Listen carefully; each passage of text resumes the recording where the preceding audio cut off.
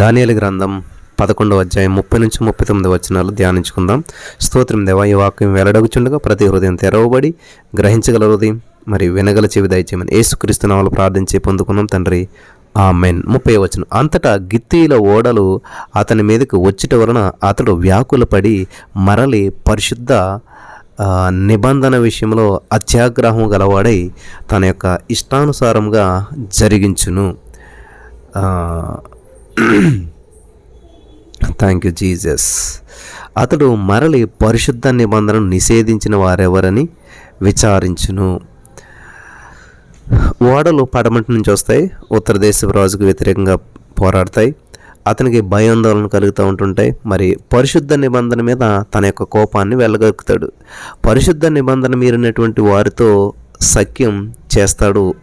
ఇక్కడ ఈ యొక్క విషయాన్ని మనం గమనించినట్లయితే దేవునికి వ్యతిరేకంగా రూపించబడిన ఏ ఆయుధం వర్ధిల్లదు. 31వ వచనం. అతని పక్షమున శూరులు లేచి పరిశుద్ధ స్థలపు కోటను అపవిత్రపరిచి అనుదిన బలి నిలిపివేసి నాశనమును కలుగజేయు హేయమైనటువంటి వస్తువును నిలవబెట్టుదురు. ఉత్తర దేశపు రాజు తన సైన్యాన్ని పంపుతాడు. ఉత్తర దేశపు సైనికులు వచ్చి ఈ దేవాలయాన్ని అపవిత్రం చేస్తారు. అనుదిన బలిని కూడా అర్పించకుండా ప్రజలను అడ్డగిస్తారు. వారు హేయ వస్తువులను అందులో నిలుపుతారు. అది భయం పుట్టిస్తుంది అన్నమాట. ఈ యొక్క విషయాన్ని మీరు గమనించాలి ప్రియులరా. భయం పుట్టిస్తుంది ఈ యొక్క సంఘటన అంతా కూడా. అంటియోకస్ క్రీస్తు పూర్వం 170 సంవత్సరంలో యెరూషలేమును ముట్టడించాడు. మరి ఈ ముట్టడిలో 1,00,000 మంది యూదులను ఊసకోత కోసి విడిచిపెట్టాడు. దేవాలయంలో అనుదిన బలి అర్పణను ఆపివేశాడు. బలిపీఠం మీద పంది మాంసం ఉంచాడు. బలిపీఠం మీద చూసినట్లయితే అక్కడే అంటియోకస్ ద్యుపతి అనేటువంటి దేవతా విగ్రహాన్ని నెలకొల్పాడు. దేవుని యొక్క పరిశుద్ధ ఆలయాన్ని ఈ విధంగా కలుషితం చేశాడు. ఇది హేయమైనటువంటి వినాశనకారి. అయితే యేసుక్రీస్తు ప్రభువారు స్వయంగా ప్రవచించినటువంటి మరి వినాశనకారి ఇది కాదు. ముందు రాబోయేటువంటి దానికి ఇది సూచన మాత్రమే. యేసుక్రీస్తు ప్రభువారు చెప్పినటువంటి హేయ వస్తువు అంత్యక్రీస్తుకు సంబంధించినటువంటిది. అంతియోకస్ దేవాలయంలో ద్యుపతి అనేటువంటి జూపిటర్ దేవత విగ్రహాన్ని నిలిపాడు. అయితే అంత్యక్రీస్తు పెట్టబోయేటువంటి విగ్రహం అతనిదే. ఇది మీరు గమనించాలి. సరే, ఇంకొంచెం మనం ముందుకెళ్ళినట్లయితే నా ప్రియమైనటువంటి వారలారా 32వ వచనం చదువుకుందాం. అందుకు అతడు ఇచ్చకపు మాటలు చెప్పి నిబంధనను అతిక్రమించినటువంటి వారిని వశపరుచుకొనును. అయితే తన దేవుని ఎరుగువారు బలము కలిగి గొప్ప కార్యములు చేసేదారు. ఇది చాలా అద్భుతమైన మాట. 11:32. ఈ యొక్క ఉత్తర రాజు అబద్ధాలు ఆడతాడు. దేవునికి విధేయులు కానటువంటి వారందరినీ కూడా నాశనానికి నడిపిస్తాడు. అయితే దేవుని ఎరిగినటువంటి వారు, విధేయులైనటువంటి వారు బలం పుంజుకుంటారు, పోరాడతారు. ఇక్కడ యూదా జాతిలో కొందరు మరి యూదా ఇస్కరియోతు వంటి స్వామి ద్రోహులు ఉన్నారు. అయితే చాలామందికి తమ దేవుడెవరో ఎలాంటి వాడో బాగా తెలుసు. ఇదే నేపథ్యంలో దేవుడు మక్కాబీలను లేపాడు. ఎవరినండి? మక్కాబీల్ని లేపాడు అనమాట. క్రీస్తు పూర్వం 166వ సంవత్సరంలో మత్తియాస్ అనేటువంటి యాజకుడు గొప్ప తిరుగుబాటు చేశాడు. దేవాలయంలో జరిగేటువంటి ఆ దేవదూషణకు ప్రతీకార చర్యకు పూనుకున్నాడు అనమాట అతను. ఇది గమనించాలి. మక్కాబీడు అంటే సుత్తి అని అర్థం అన్నమాట. ఇది గమనించాలి. మక్కాబీయుడు అంటే సుత్తి అని అర్థం. ఈ సంగతి లేఖనంలో రాయబడి ఉండలేదు. అయినా ఈ మక్కాబీయుల దేవుని ప్రజలు వారి దేవుని పక్షంగా సత్యం కోసం నిలిచినటువంటి వారు అనమాట. 33వ వచనం మనం చూసినట్లయితే, జనములో బుద్ధిమంతులు అనేకులకు బోధించుదురు కానీ వారు బహుదినములు ఖడ్గము వలనను అగ్ని వలనను కృంగి చెరపట్టబడి హింసింపబడి దోచబడుదురు. 34వ వచనం. వారు కృంగిపోవు సమయమందు వారికి స్వల్ప సహాయము దొరుకును. అయితే అనేకులు ఇచ్చకపు మాటలు చెప్పి వారిని హత్తుకుందురు. ఇచ్చకపు మాటలు చెప్పి వారిని హత్తుకుందురు. కానీ జనములో బుద్ధిమంతులు అనేకులకు బోధించుదురు కానీ వారు బహుదినములు ఖడ్గము వలన అగ్ని వలన కృంగి చెరపట్టబడి హింసించబడి దోషబడుదురు. చూసారా ప్రియులరా ఎలా ఉన్నదో దేవుని యొక్క వాక్యం. నిజంగా ఈ రోజున పరిస్థితులు చూసినట్లయితే ఇట్లానే కనిపిస్తూ ఉన్నాయి మనకి. బుద్ధిమంతులు ఈ విధంగా చాలా రోజులు హింసించబడుతుండగా వారికి కొద్దిపాటి సహాయం మాత్రమే లభిస్తుంది. కొద్దిపాటి సహాయం మాత్రమే లభిస్తుంది. 34 వారు కృంగిపోవు సమయంలో వారికి స్వల్ప సహాయం దొరుకును, అయితే అనేకులు ఇచ్చకపు మాటలు మాట్లాడతారని ఉంది. ఇది పాత కొత్త నిబంధనల మధ్య కాలం. యూదులకు అది మహాశ్రమల కాలం. యూదులలో కొందరు విశ్వసనీయులు, అమోఘమైనటువంటి సేవ చేశారు. వారి యొక్క ధైర్య సాహసాలు ఎంతో ప్రశంసనీయమైనటువంటివి. ఇది గమనించాలి ప్రియులారా. గిద్యోను, దావీదు, ఏలియా, ఇర్మియా, దానియేలు వంటి సాహసిక విశ్వాసులు వారి మధ్య ఉన్నారు. వండర్ఫుల్ మ్యాన్స్ వీళ్ళంతా కూడా, మెన్ ఆఫ్ గాడ్, దేవుని యొక్క సేవకులు వీళ్ళంతా కూడా. దానియేలు గ్రంథం 11:35 నిర్ణయ కాలం ఇంకా రాలేదు కనుక అంత్యకాలం వరకు కూడా జనులను పరిశీలించుటకును పవిత్రపరచుటకును బుద్ధిమంతులలో కొందరు కూలుదురు. దేవునికి స్తోత్రం. బుద్ధిమంతులు కొందరు హతసాక్షులు అవుతారు. ఈ కష్ట సమయం రావాల్సింది ఉంది. ఈ శ్రమల ద్వారా కూడా వారి యొక్క విశ్వాసం బలపడుతుంది. శ్రమలు వారిని పవిత్రీకరిస్తాయి. అంత్యకాలం వరకు కూడా ఇలా జరుగుతూ ఉంది. ఈ యొక్క సత్యాన్ని మీరంతా కూడా గ్రహించాలి. నిర్ణీత కాలం వస్తుంది, దాంతో అంతం వచ్చేస్తుంది. అది అంత్యకాలం. అంతియోకస్, ఎపిఫనీస్ మొదలుకొని అంత్యక్రీస్తు వరకు కూడా అలనాటి చరిత్ర నుంచి మనం ఈ సుదూర భవిష్యత్తులోనికి చూస్తూ ఉన్నాం మనమంతా కూడా. ఇది గమనించదగ్గ విషయం. దానియేలు చెప్పేటప్పటికి ఇదంతా కూడా జరగలేదు. జరిగింది చరిత్ర, జరగబోయేది ప్రవచనం. ఆ రాజు 30 రోజులు ఇష్టానుసారంగా జరిగించి తనను తానే హెచ్చించుకొనుచు అతిశయపడుచు ప్రతి దేవత మీద దేవుని మీదను గర్వంగా మాట్లాడుచు ఉగ్రత సమాప్తి యోగ వరకు కూడా వృద్ధి పొందును. అంతటా నిర్ణయించినటువంటిది జరుగును. దేవునికి స్తోత్రం కలుగును గాక. అంతటా నిర్ణయించినటువంటిది జరుగును అని ఇక్కడ దేవుని వాక్యం మనకి సెలవిస్తూ ఉంది. దేవుడు ఏది నిర్ణయించాడో అది జరుగుతుంది ఖచ్చితంగాను. దేవుని నిర్ణయాత్మకమైనటువంటి ప్రణాళికలో మనం ఉన్నాము ప్రియులారా. మన పట్ల దేవుని యొక్క ఉద్దేశం ఉన్నది, ఖచ్చితంగా అది నెరవేర్చబడుతుంది. కాబట్టి దేవుడు నిర్ణయించినటువంటిది జరుగుతుంది. దేవుడు చెప్పింది ఖచ్చితంగా మన జీవితంలో నెరవేర్చబడుతుంది. మనం దానికి విశ్వాసం ఉంచాలి. దేవుడు చెప్పినటువంటి వాగ్దానాలను పట్టుకుని పలుకుతూ ఉండాలన్నమాట. హల్లెలూయా. అప్పుడు అది మన జీవితంలో నెరవేర్చబడతాం, మనం చూడగలుగుతాం. ఈరోజు నీ మాటలు వింటున్న ప్రియమైనటువంటి సహోదరి స్నేహితులారా, చాలా జాగ్రత్తగా వినండి. ఇక్కడ చరిత్ర ముగిసింది, ప్రవచనం ఆరంభమైంది. ఒక దుర్మార్గుడు నుండి దుష్టత్వమే రూపుగట్టినటువంటి వ్యక్తి వైపు ప్రవచనం చూపుతుందన్నమాట. నిత్యత్వపు దిశగా ప్రవచన రేఖ అనేటువంటిది పొడిగించబడుతుంది.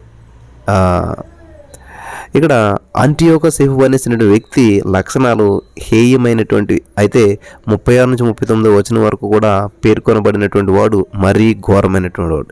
ఈ యొక్క ప్రవచనం రాబోయేటువంటి అంత్యక్రీస్తుకు ముందు గుర్తుగా ఉన్నది. ఇతడు ప్రాచీన గ్రీకు సామ్రాజ్యం యొక్క భౌగోళిక పరిధిలో ఉండేటువంటి అక్కడి నుంచే వస్తాడు.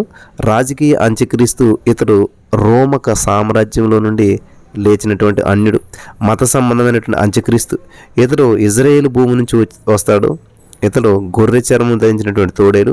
అంత్యక్రీస్తుకు అనేక నామధేయాలు ఉన్నాయి. ఈ సత్యాన్ని మీరు గ్రహించాలి. కీర్తన 5:6 అబద్ధమాడు వారిని నీవు నశింపచేయదు, కపటము చూపి నరహత్య జరిగించువారు యెహోవాకు అసహ్యులు. దుష్టుడు గర్వించి దీనుని వడిగా తరుముచున్నాడు, వాడు యోచించిన మోసక్రియలో తానే చిక్కుకుందురుగాక. కీర్తన 10:2. 52 కీర్తనలో శూరుడా, చేసిన కీడును బట్టి నీవెందుకు చేయబడుచున్నావు, దేవుని కృపనిత్యముండును. ప్రియులు గమనించాలి. ఇక్కడ 5 శత్రువులు, 6 విరోధి, 7 అనేక దేశాలకు అధిపతి, 8 బలత్కారుడు, 9 అస్సూరువాడు, 10 బబులోను రాజు, 11 తేజో నక్షత్రం అంటే వేకు చుక్క, యెషయా 14:14, 12 నాశనకారి, 13 దిట్టమైనటువంటి మేకు. వింటున్నారా?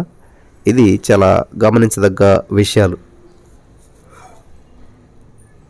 14 భయంకరమైనటువంటి రోక్షశాఖ, 15 ఇజ్రాయేల్కు నీచుడైనటువంటి దుష్టాధిపతి, 16 చిన్న కొమ్ము, దానియేలు 7:8 ఉంటుంది. రాబోయేటువంటి అధిపతి 17, 18 నీచుడైనటువంటి రాజు, 19 స్వేచ్ఛాపరుడైన రాజు, 20 విగ్రహాలకు కాపరి, 21 పాప పురుషుడు. వింటున్నారా? చాలా జాగ్రత్తగా వినాలి. ఈ యొక్క పేర్లన్నీ కూడా మనం గమనించినట్లయితే ఇంకా ఉన్నాయి. 22 నాశన పాత్రుడు, ధర్మ విరోధి, అంత్యక్రీస్తు, అడుగులేనటువంటి అగాధ దూతల అధిపతి, మృగం, తన సొంత నామం వచ్చేటువంటి వాడు, తన సొంత నామాన్ని వచ్చేటువంటి వాడు, క్రూర నామం గలవాడు, నాశనకరమైన హేయుడు, 30వది వినాశనకారి. వినాశనకారి 30వది ఏంటంటే వినాశనకారి. 31వది లోకాధికారి. వీడు ఎంతో భయంకరుడు. వీడు తన ఇష్టం వచ్చినట్లుగా వ్యవహరిస్తుంటుంటాడు. ఎన్ని పేర్లు ఉన్నాయి చూసారు కదా, అంటే ఇష్టం వచ్చినట్టుగా వ్యవహరిస్తుంటుంటాడు.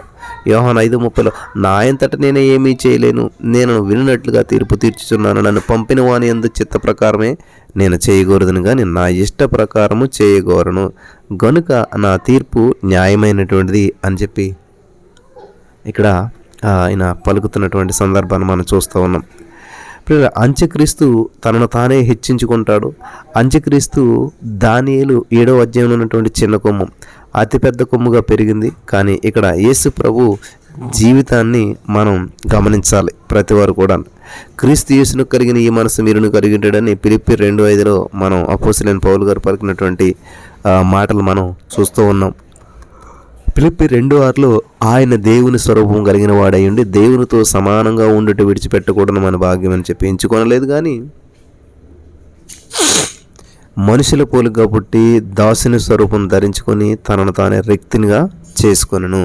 ఫిలిప్పీ 2వ అధ్యాయం 7వ వచనం 8వ వచనం కూడా చూద్దాం. మరియు ఆయన ఆకారమందు మనుషుడిగా కనబడి మరణం పొందినంతగా, అనగా సిలువ మరణం పొందినంతగా విధేయత చూపిన వాడే తనను తాను తగ్గించుకొనెను. ఆమేన్, హల్లెలూయా. దేవునికి స్తోత్రం కలుగును గాక. అంత్యక్రీస్తు ప్రతి దేవతకు పైగా తనను తాను హెచ్చించుకున్నాడు. 2 తెస్సలోనికీయులు 2:4 ఏది దేవుడు అనబడును, ఏది పూజించబడుందో అని అంతటిని కూడా ఎదిరించుచు దానికి అంతటికీ పైగా వాడు తనను తానే హెచ్చించుకొనును. ఈ యొక్క మాటలు అంత్యక్రీస్తుని గురించినటువంటివి వినిపిస్తున్నాయన్నమాట. జాగ్రత్తగా వినండి. హెచ్చించుకుంటాడు. 2 తెస్సలోనికీయులు 2:4 తాను దేవుడిని తనను తాను కనపరుచుకొనుచు దేవుని ఆలయంలో కూర్చుండును కనుక ఏ విధముగానైనను ఎవడను మిమ్మల్ని మోసపరచనియొద్దు అని పౌలు గారు తెస్సలోనికీ సంఘానికి చెప్తున్నాడు. భూనివాసులందరూ కూడా అనగా జగతుత్పత్తి మొదలుకొని వధించబడి ఉన్నటువంటి గొర్రెపిల్ల యొక్క జీవగ్రంథమందు ఎవరి పేరు రాయబడలేదో వారు ఆ మృగమునకు నమస్కారం చేయుదురు. వింటున్నారా? ఆ మృగానికి నమస్కారం చేయుదురు. ప్రకటన 13:8 అంత్యక్రీస్తు వైఖరి దేవునికి పూర్తిగా వ్యతిరేకం. ఇదే మానవతావాదం. దేవ వ్యతిరేక ఉద్యమానికి వాడు కర్త. మానవుని పాత స్వభావం ఎల్లప్పుడూ కూడా దేవునికి వ్యతిరేకమే. హల్లెలూయా. ఏలయనగా శరీరానుసారమైన మనసు దేవునికి విరోధమైనది, అదే దేవుని ధర్మశాస్త్రములకు లోబడదు, ఏ మాత్రము లోబడనేరదని రోమా 8:7లో అపోస్తలుడైన పౌలు గారు మాట్లాడుతున్నాడు. 8:8లో కాగా శరీర స్వభావం గలవారు దేవుని సంతోషపరచనేరరు. రోమా 8:8 శరీరానుసారమైన మనస్సు అంత్యక్రీస్తు వైపే మొగ్గుతుంది. మనుషులు తమ నాయకులను తామే ఎన్నుకుంటారు. వారు తమలాంటి వారినే సహజంగా కోరుకుంటారు. అందుకే నేడు న్యాయకత్వమందు మరి ఆదర్శ లక్షణాలు కనిపించడం లేదు, అరుదు.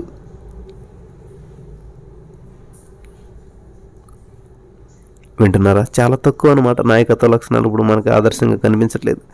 ఉగ్రత సమాప్తం అయ్యేంత వరకు కూడా అతడు వృద్ధి చెందుతాడు. దుష్టుడైనటువంటి ఈ రాజు మొదట అభివృద్ధిలో ఉన్నట్లు మనకి కనబడతాడు. తర్వాత దానియేలు 70వ వారంలో ఉన్నటువంటి చివరి అధ్యాయంలో కనిపిస్తారన్నమాట. ఇక్కడ దానియేలు 11:37 చూసినట్లయితే అతడు అందరికంటే ఎక్కువగా తనను హెచ్చించుకొనును గనుక తన పితరుల దేవతలను రక్షపెట్టడు, మరియు స్త్రీల కాంక్షిత దేవతను కానీ ఏ దేవతను కానీ అతడు లక్ష్య పెట్టడు. ఈ ఉత్తర రాజు తన పూర్వీకులు పూజించినటువంటి దేవతలను విసర్జించాడు. స్త్రీలు పూజించేటువంటి దేవతలను కూడా విడిచిపెట్టాడు. ఏ దేవత అయినా సరే దేవునికి లెక్క లేదు, అన్ని దేవతలకు పైగా నేనే దేవుడిని అని చెప్పి విర్రవీగుతాడు అంత్యక్రీస్తు. గమనించాలి. అలాగే ఇక్కడ అంత్యక్రీస్తు ఇద్దరు వ్యక్తులుగా కనిపించాడు. నెంబర్ 1 రాజకీయ అంత్యక్రీస్తు, మత విషయక అంత్యక్రీస్తు. ప్రకటన 13వ అధ్యాయంలో ఇద్దరు కనిపిస్తూ ఉన్నారు. మొదటివాడు రాజకీయ అంత్యక్రీస్తు, ఇతడు రోమా సామ్రాజ్యం నుంచి వచ్చాడు. ఇది గమనించాలి. దేవునికి స్తోత్రం కలుగును గాక. హల్లెలూయా. అలాగే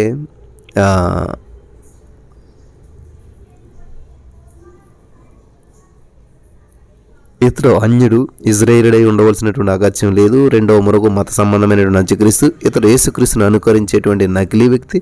ఇతడు ఇజ్రాయేలీయుడే అయ్యి ఉంటాడు అనేటువంటిది మరి చెప్తూ ఉన్నారు. ఇతడు స్త్రీల కాంక్షిత దేవుని లక్ష్య పెట్టడు. హెబ్రీ స్త్రీలకు ఒక కాంక్ష ఉన్నది.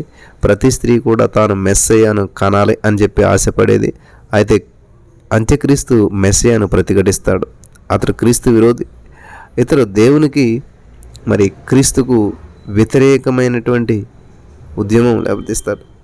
ఇక్కడ కీర్తన 2:2 మనం చూసినట్లయితే, మనము వారి కట్లు తెంపుదము రండి, వారి పాశకములను మన యొద్ద నుండి పారవేయదము రండి అని చెప్పి చెప్పుకొనుచు భూరాజులు యెహోవాను ఆయన అభిషక్తునికి విరోధంగా మాట్లాడుచున్నారు, నిలబడుచున్నారు, ఏలికలు ఏకీభవించి ఆలోచన చేయుచున్నారు. కీర్తన 2:3 ఈ యొక్క మాటను మనం చూస్తాం. ఈ అంత్యక్రీస్తు ఏ దేవుడిని ఎవరిని కూడా లక్ష్య పెట్టాడు. మరే మతాన్ని గుర్తించడు, మరే ఆరాధనను కూడా అంగీకరించడు. అంతా తానే అన్నట్లుగా వ్యవహరిస్తుంటుంటాడు ఇతను. లోకమంతా కూడా ఒకే మతం, ఆ మతం నేనే అంటాడు ఈ యొక్క ఎపిఫనీస్.